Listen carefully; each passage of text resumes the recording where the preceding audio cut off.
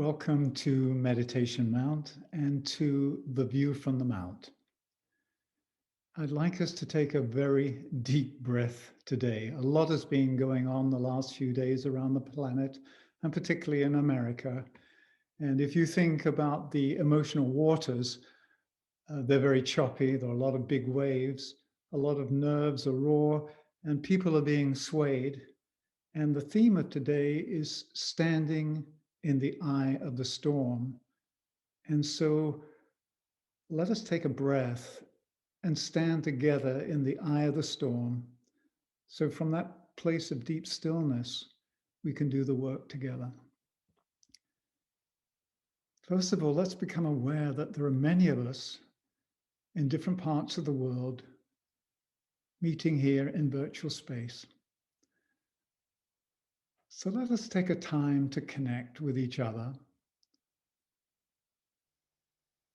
Let's go inside and enter the stillness of our own heart and take refuge within the silent space of the heart, at whose center there burns the eternal flame that we know as the fire of love.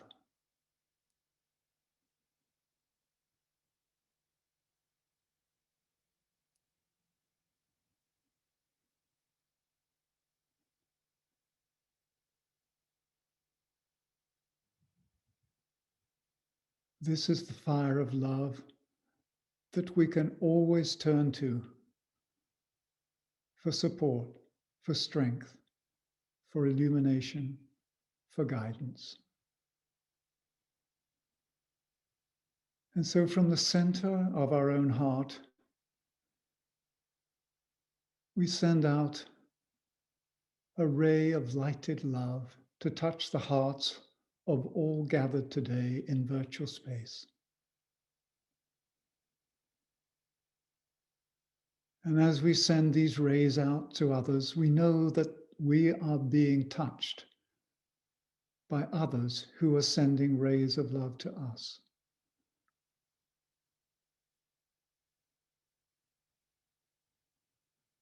And know that right now, we are weaving together a matrix of lighted love,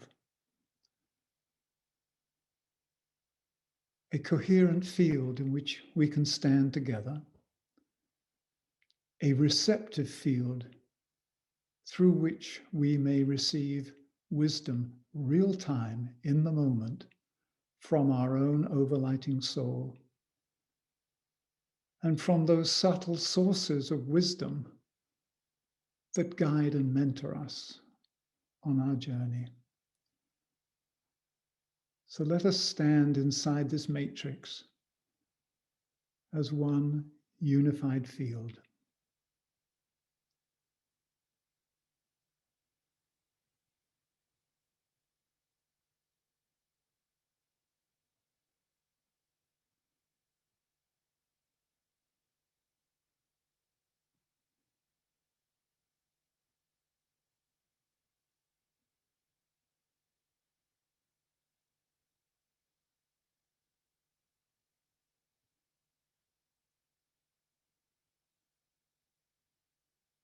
And let us breathe deeply from this place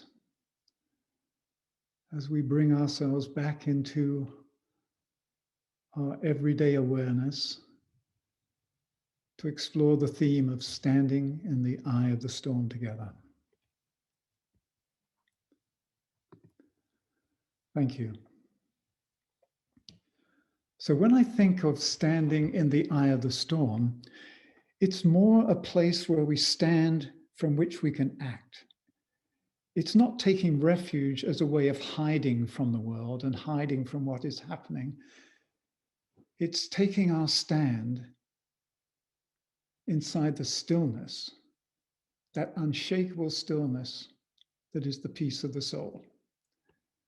And I'm reminded that many people who have been visiting Meditation Mount in the last few weeks, because we are open about 6 times a week, 2-hour slots, people pre-register, they come up. a number of people have journeyed up from Los Angeles, which is anywhere from an hour and a half to 2 hour drive. And a majority of them say, I just needed to get away from everything. I just needed to find refuge. And I say, welcome, yes, but realize we offer more than just getting away from something. What we offer is a way of coming closer. And so what I wish us today, as we stand in the eye of the storm, is to not stand together as a form of escape, but stand together so that we come closer to a deeper sense of who we are, a deeper sense of the love that binds us, and a deeper sense of the connectivity that is this coherent ecosystem of which we are an integral part. And we are meeting today still inside the influence of Capricorn. And at the last full moon, we explored Capricorn as the goat, and the goat has to climb the mountain. It's an earth sign, and it is a sign that requires us to face some tough lessons.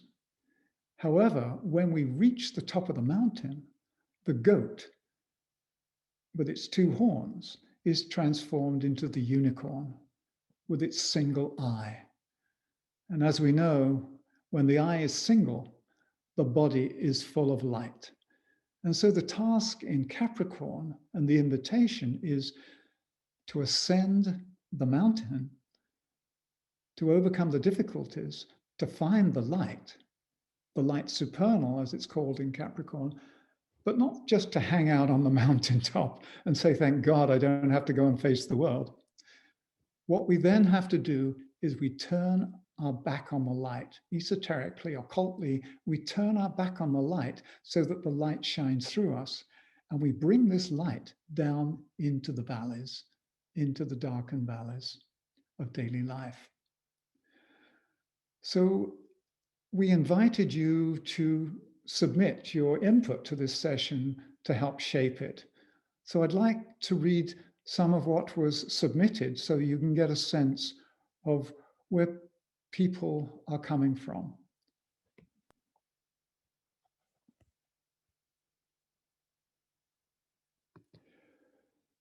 So here it says, Charlie says, the will to good is a fine topic. And we will touch on the will to good and the distinction between goodwill and the will to good. And then Jan says, how can we identify our best potent medicine to offer out to the world at this time? And that's really important. She uses the word potent medicine because in times like this, we can actually feel impotent, because we say, what can I do? So part of our discovery today is what can we do? What's our potent medicine? And then Sasha comments, I am meditating on getting out of my own way, loving myself, and knowing that I am enough. So this is this understanding of, look, there's a huge task ahead of us, and we can do it one bite at a time, one step at a time, and together we can achieve it. And then Christina asks us to be mindful of the right relationship between the human kingdom and the animal kingdom on earth. Because often we're caught up in our own stuff as human beings, and we become very speciesist, very species oriented. And so Christina's reminder is, let us understand the connection we have with other aspects of the ecosystem. And Suzanne says, purpose. And we will be looking at purpose because purpose really is the North Star. We navigate to that. It's our own purpose in life. It's the planetary purpose. It's the promise of Gaia and her fulfillment. And then the last one was Darcy. And she wrote, look, my request is that we don't bring the current political environment into the discussion as part of the darkened valley. And my response to Darcy is, sure, we won't be looking through a political lens, but we will be looking at what we're facing in the world today because we have to. It's in our face. But we will be looking at it through a different lens, through a psychoenergetic lens. So that really is the input that was sent in, and we'll use this to fuel our journey together.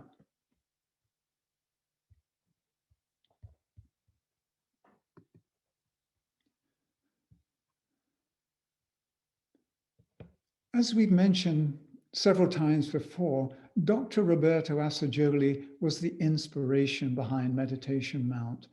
He also helped establish a number of other centers around the world that are also committed to promoting creative meditation, and also the laws and principles, which at Meditation Mount we call the principles and pathways.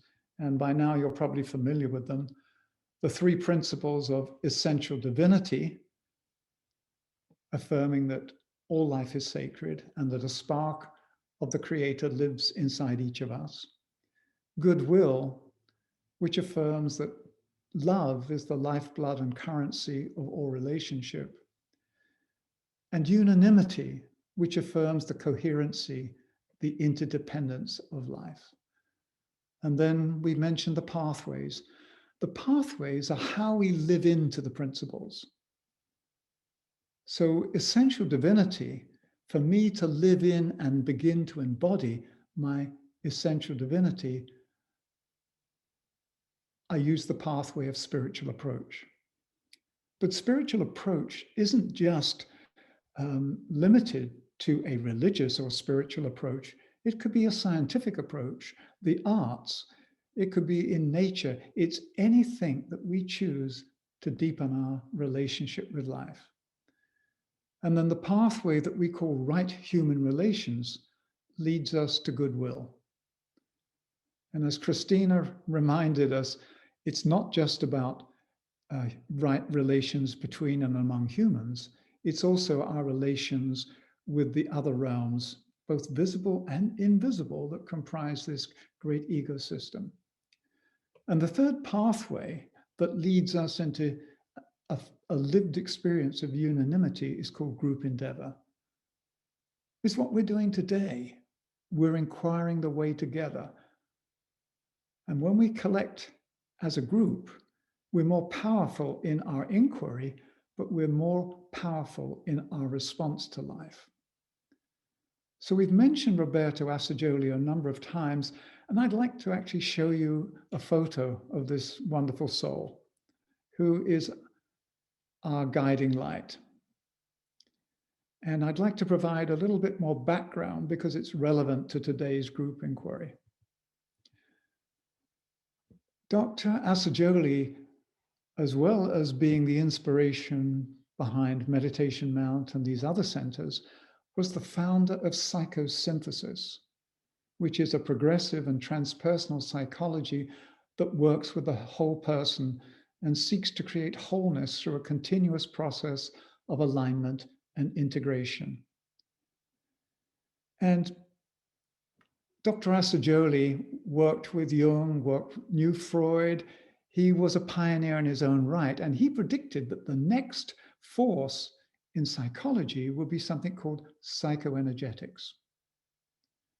And I think we're all familiar with the axiom, energy follows thought. So what Dr. Assagioli was saying is that beyond the behavioral aspect of psychology, when we go deeper, we understand that everything that we see around us is the result of an energetic impulse, something that's been introduced in the field from an energetic perspective.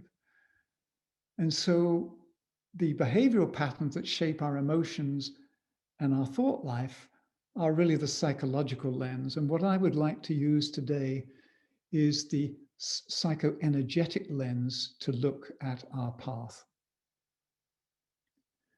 And I still feel Roberto Assagioli's guiding presence today at Meditation Mount. And I have fond memories. He was really my first mentor. I was privileged to meet him when I was in my early 20s. And as you can see from his photograph, he really was an embodiment of smiling wisdom, an amazing soul. So let's begin our exploration. If we are to look at what's been happening around the world in the last few weeks, and particularly in America, in the United States in the last few days, it's easy to categorize and point to people and think of them as the other. They did it. It's them. But if we today hold this reality that we're one human family and that each of us is a fractal of this family, then you and I are the different expressions of the one soul of humanity. There is no other. And I wanted to say that because these are very contentious times if we slip into judgment. It doesn't mean that some of the things that have been happening recently are not good, or that they were bad, or that they had bad effects. What I'm saying is that let's look at this without blame or judgment, and let's look at how each one of us, because we are a fractal, may inadvertently be contributing to the world conditions. So each 2 months, we switch our focus from one principle to a pathway. And then 2 months later, we switch from that pathway to another principle. At the moment, we are focused on right human relations. What I'd like to do is to say that the right human relation starts with the relationship with our inner self. And we could conduct an assessment of our own health by looking at the state of our relationship. To what degree do I have a healthy relationship with my essential divinity, my essential self? To what degree do I have a healthy emotional body, a healthy physical body, a healthy mental body? If we were to step back and look at the human family as a whole, how would we assess our health? I think it wouldn't be too difficult to say that we are probably not in the best of health at the moment. And what I want to put forward, that a malaise always begins at the deeper levels, at the energetic levels, at the deep patterns, and then they present themselves physically. And what we are witnessing in the world at the moment, I believe, is the presentation of a disharmony that is currently inside the subtle body of our humanity. And without blame or judgment, if we look around, we can see the signs of this sickness. However, before healing can occur, the sickness must present itself in physical form so that it can be addressed. If something doesn't show up physically, it's still swirling and we can't put our finger on it. But once it presents itself, we can name it, we can acknowledge and accept it, and then we can take responsibility for bringing it back into harmony. So I'd like to take this at a very gentle pace because this, as I say, is a volatile time. Emotions are running high on the planet. And I'd like us to be able to stand in the eye of the storm to get our perspective and then be able to move out into the world from that place of peace and be very powerful in our contribution to the healing of the world. So imagine any one of us going to the doctor. We haven't been feeling well and we've had a series of tests and the doctor says, actually, I've got some bad news. You are suffering from an advanced form of cancer. And I know that some of you on this call now may have heard that. May have been given that message, or those close to you may have received it. And it's a wake-up call. So can you imagine like the Archangel Raphael, whose responsibility is healing. He's the great angel of healing. Imagine the Archangel Raphael speaking to the soul of humanity and saying, excuse me, your body is in crisis. Your incarnated self, your collective self, has got a cancer. And this particular form of cancer has been caused by hatred and disconnection. Now, there is a course of treatment that we can take over the next number of months. It's called loving kindness to ourselves, to each other. And we don't need a prescription for this. All we need is the willingness to carry it out. Now, I'm using the image of cancer, not to shock, but just to say, to try and understand what is a cancer. I'm not an expert, but my understanding says a cancer happens when a rogue cell begins to take over the whole system. It begins to multiply and take over. It metastasizes. So here's a question I've been asking myself in the last few days, particularly in light of what's occurred in the United States. What happens inside the collective body of our humanity when hatred metastasizes? What happens inside the collective body of our humanity when hatred metastasizes?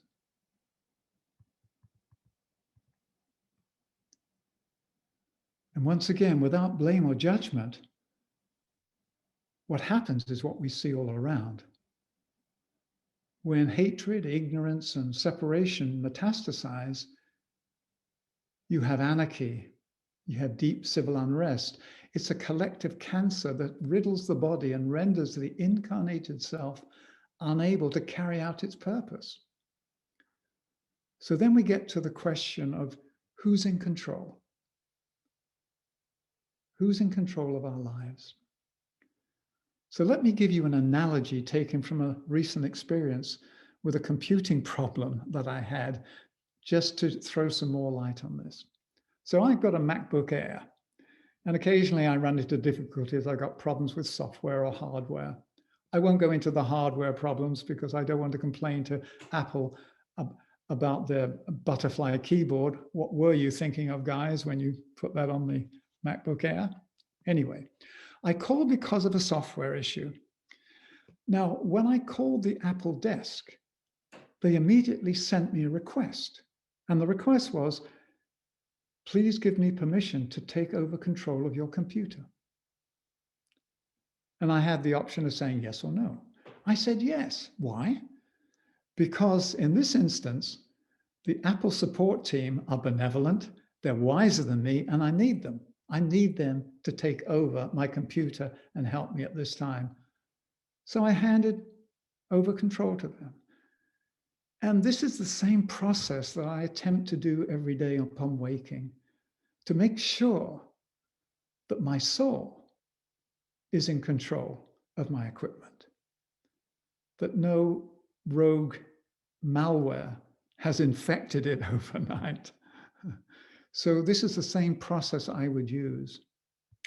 However, if I hand over control of my life to a powerful energy like hatred, it actually takes over and it cuts off communication with my sovereign self, my essential divinity.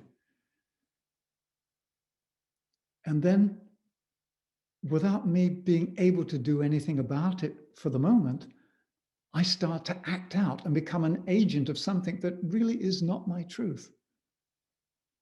I've temporarily been taken over by hatred or anger or some emotion, and righteous indignation may be a useful energy and feeling to have.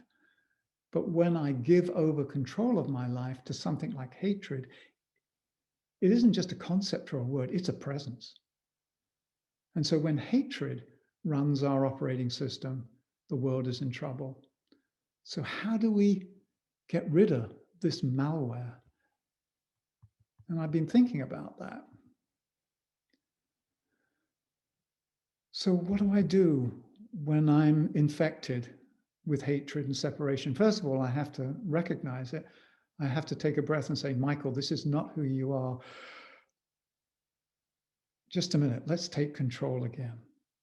I actually have to reboot my system, and I have to put in the password that is my soul's signature to regain control.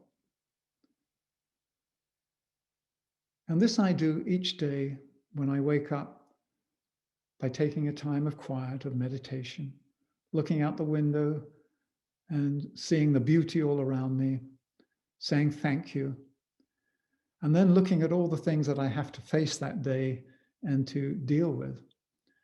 However, it's not going to be a productive day. I'm not going to have an effective day if I, as the incarnated soul, are not in charge of my own operating system. So at the moment, my sense is that the soul of humanity is not fully in control of its vehicle. So how do we get rid of the malware? How do we get rid of the hatred? Look, I know in my heart that each of us is doing the best we can to live lightly on the earth, whether that's reducing our carbon footprint, supporting local food producers, or even protesting injustice wherever it rears its ugly head. And yet I know that I have to go further and deeper than that. There's a deeper dimension to activism that's being called for. For instance, if I look at two of the issues facing us today in our society, like violence and pollution, I, Michael, cannot demand that nations disarm or that violence on the street ceases immediately unless I'm willing to look at my own roots of violence. Is there still aggression inside of me that flares up occasionally in response to that is triggered by something? Do I have an elaborate defense system that is there to protect myself from facing up to the truth of who I am? Now, when we aggregate that, my need to be defensive and my need to be aggressive, when we aggregate that times, 8, 9 billion, we get the world situation. So really, fear and ignorance are the enemies. And so as long as there are aspects of myself that feel that they're under threat, I will feel a need to defend myself.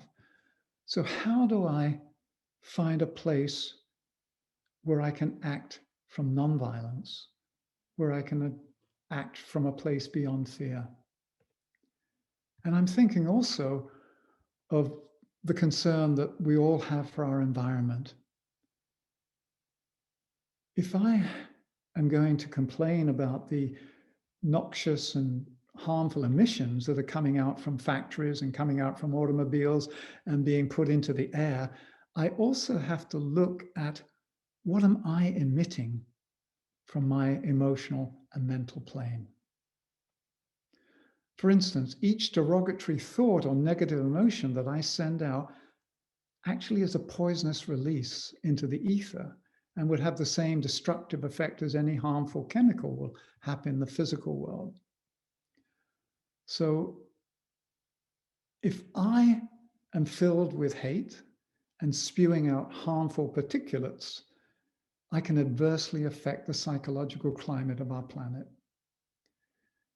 And if we were to scan the horizons of our collective consciousness, I believe that we would perceive these emotionally charged particles that constitute what I call a psychic acid rain cloud. And unfortunately, this acid rain cloud is a very, very powerful corrosive force that is eating away at the social and moral fabric of our world.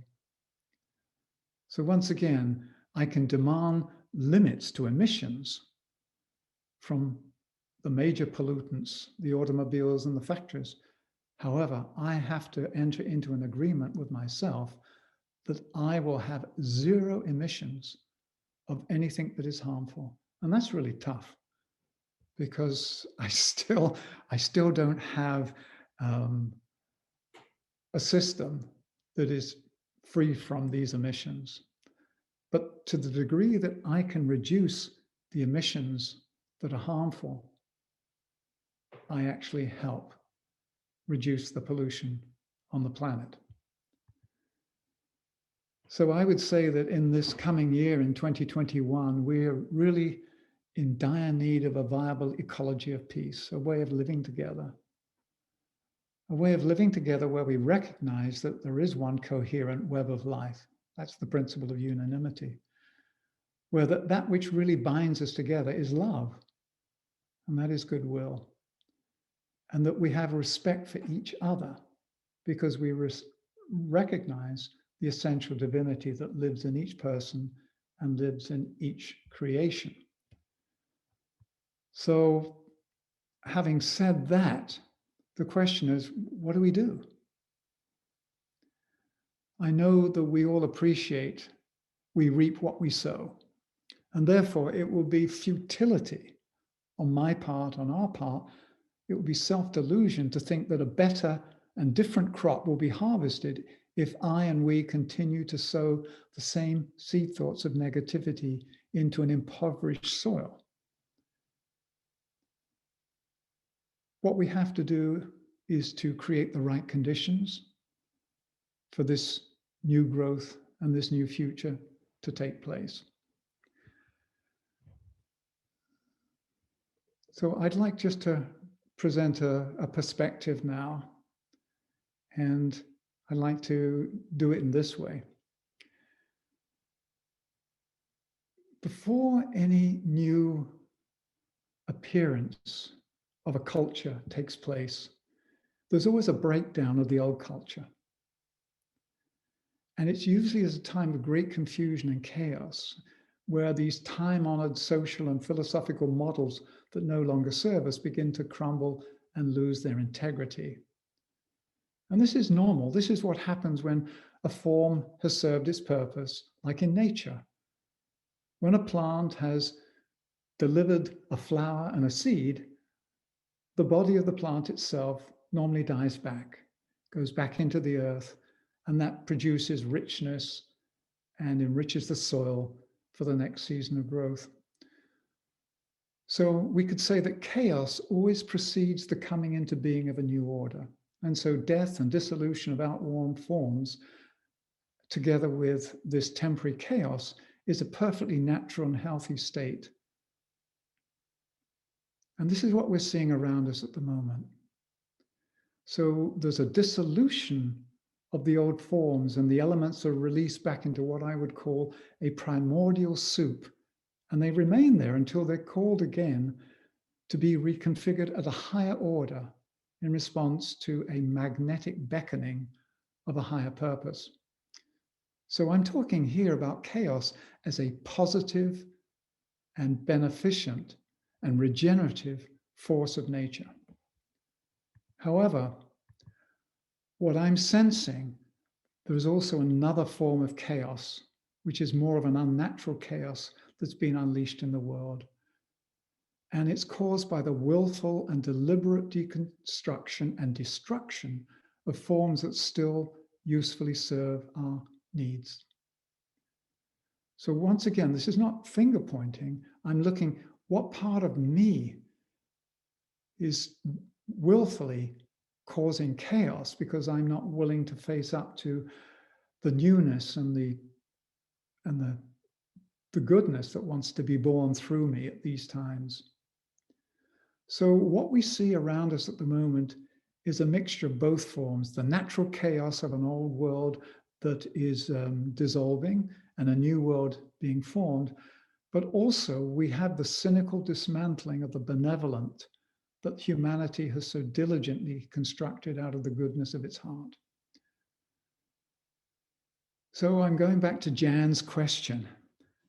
How can we identify our best potent medicine to offer out to the world at this time?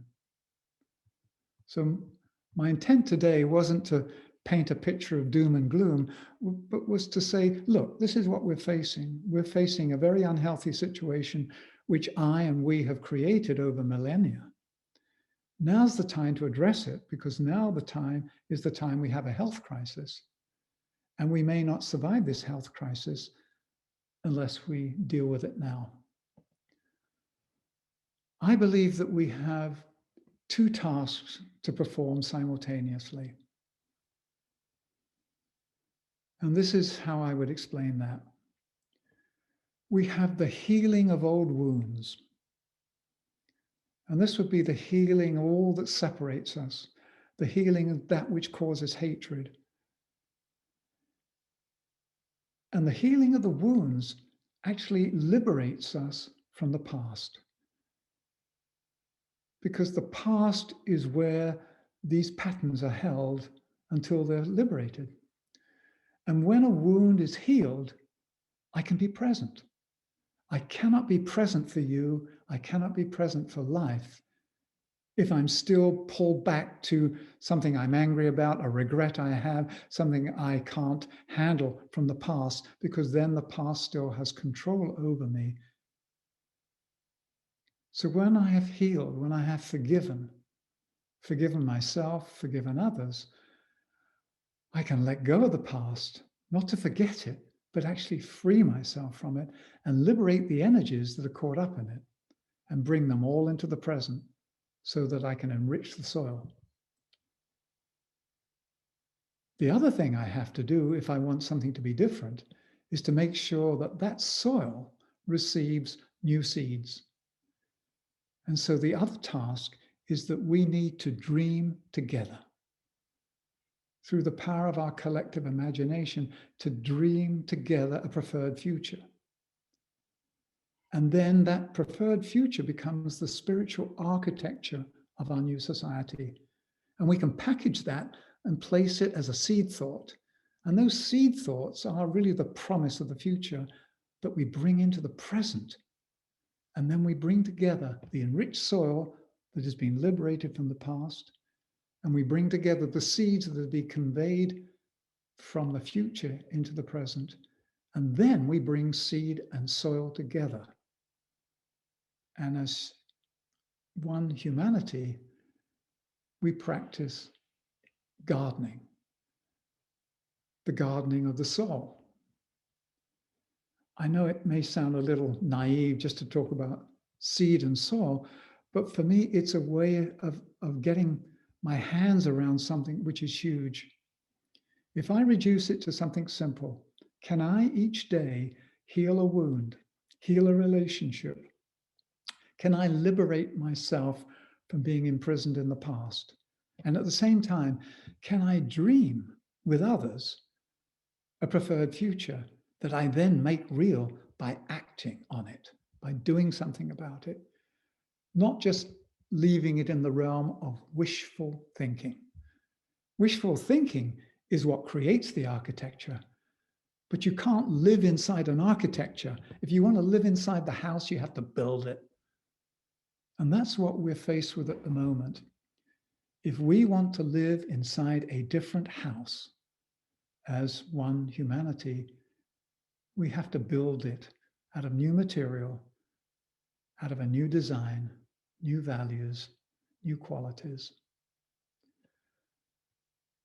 So this is, I believe, what is facing each of us, facing us collectively. And here at Meditation Mount, we like to put forward the notion that we understand some of the architecture, some of the qualities, some of the principles upon which this new society has to be founded. For instance, if we were to bake into the foundations the principle of essential divinity, then the new society that is born out of that seed will be one where not only do we respect ourselves and respect each other, but we respect and celebrate all life. In fact, it will be a joyful society. And if the principle of goodwill is baked in, then love is the lifeblood. And love is real. Love is the glue that holds it together. And remember that there was this great injunction, love one another. It's an incredibly difficult task to fulfill, but I really believe it's the ultimate task. And the third principle, if we bake it into the foundation of this new world, which is the principle of unanimity, it says that we are one with everything. And if we're one with everything, how can we do harm to anything? Because everything is at one with itself. So what we and I have to do each day is to make this real. And sometimes it's overwhelming, and I have to reduce it to, okay, what can I do today? So when I wake up in the morning, the first thing I'm learning to do is actually to smile. This is a technique I read about a year ago, and I've been trying it. It's not always easy. Wake up and you smile, which is a way of greeting the day. And then I read something recently by Thich Nhat Hanh, who said, look, when you're faced with sorrow, you have to smile in the face of sorrow. Because by smiling at sorrow, you affirm that you are greater than your sorrow. So the sorrow doesn't take over, but you feel the sorrow and you have to heal it and work with it, but it doesn't overwhelm you. And I believe at this time in our nation's history and the history of the world, we're in danger of becoming overwhelmed by what we've created. And so for me, it goes back to, can I pass it out? Can I break it up into small bite-sized pieces, one day at a time, one relationship at a time? So whenever I come into contact with another human being, or with a tree, or with a bird, or with any situation, can I bring the goodness of my heart to that situation? And can I receive the goodness that is in another person's heart? Can I create the conditions where we can approach each other and recognize the deep love that lies at the heart of who we are? At the moment, it's very difficult to see that, given the divisions and given the rage that is happening. But rage is a pain, and pain really is caused by a disconnect. I know in biblical terms, they talk about the original sin. And many scholars over the years have said, by the way, sin doesn't mean that we were born with an original sin. Sin, in its root meaning, means separated. So what we are born with is this temporary disconnect, and we have to reconnect ourselves with life. And that really is the healing of the world. Can I reconnect myself with my true center? Can I reconnect myself with you? Can we reconnect ourselves with each other? Can we remember who we are? Literally, remember our oneness, but also put back together the dismembered body of our humanity. So our remembering is both an act of realization, but it's also a daily practice of reconnecting heart to heart to heart. So it wasn't my intent that today would be like a sermon, but this is on my heart, and I know there are a lot of things that are weighing on our hearts at the moment. And this was a way just to open up a space and say, look, how do we take control of the situation? How do we reclaim our sovereignty? And how do we have the soul control the outer form? So that what we eventually see in the world is the truth, the goodness and beauty that lives at the heart of our humanity. And what we see at the moment is a temporary aberration. So we can't close our eyes to it, and we can't hide away in the eye of the storm, but we can stand in the unshakable stillness of the eye of the storm as we stand in the soul, and from there we can act. So what I'd like to do now is to use the power of our collective field today to affirm our connection with Source. Each of us affirm our connection with our true self, however we name that. Let's reconnect with the deep center that is our sovereignty. And let's recognize that same sovereignty lives in all people. There is no one people, one race who is more important than another. We are all fractals of one humanity.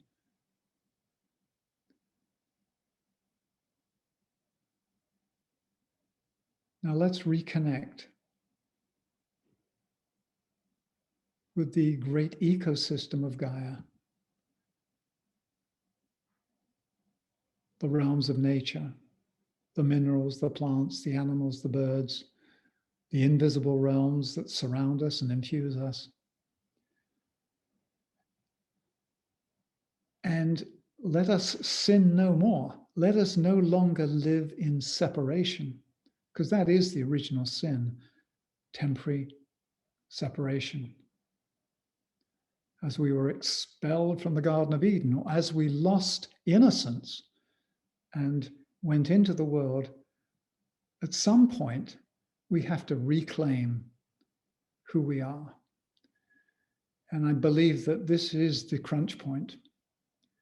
We, as a human family, need to reclaim our own sovereignty so that we can stand in love together and play our part within a greater destiny, which is the destiny of this sacred planet that we call Gaia.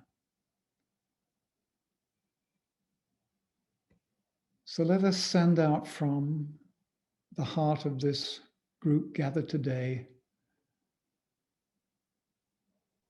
a wave of blessing, a wave of healing, a wave of forgiveness, a wave of love.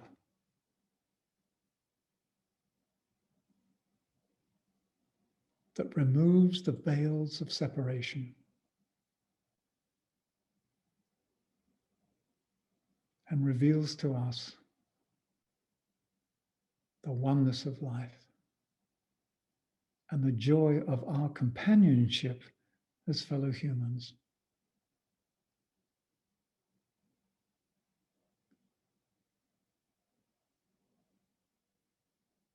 And let me sound the Tibetan bowl, and as we hear the reverberations, let us send these blessings out around the world on the carrier wave of this sound.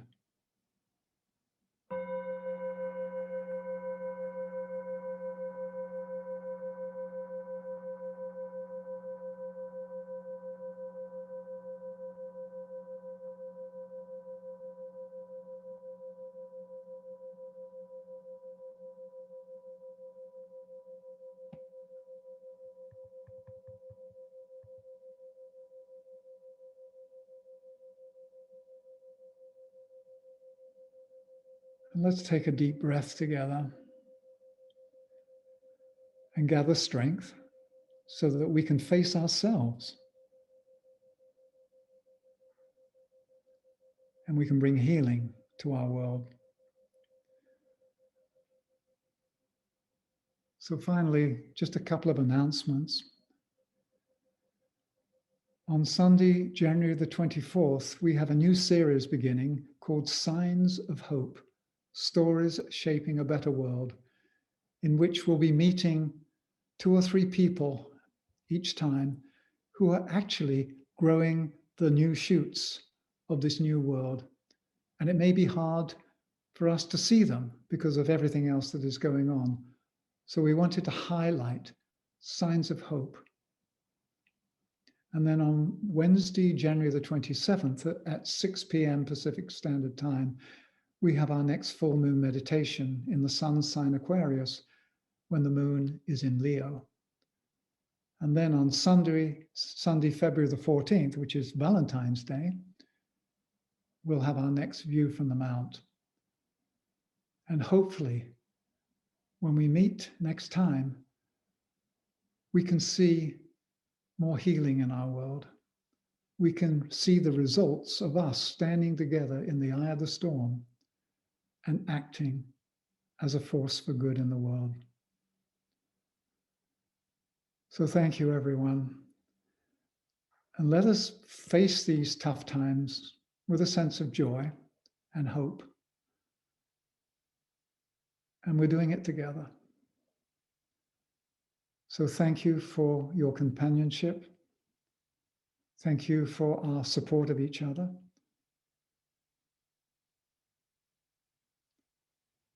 Thank you and blessings from Meditation Mount. May we stay strong and stay centered. May we be a force of healing in the world. Namaste.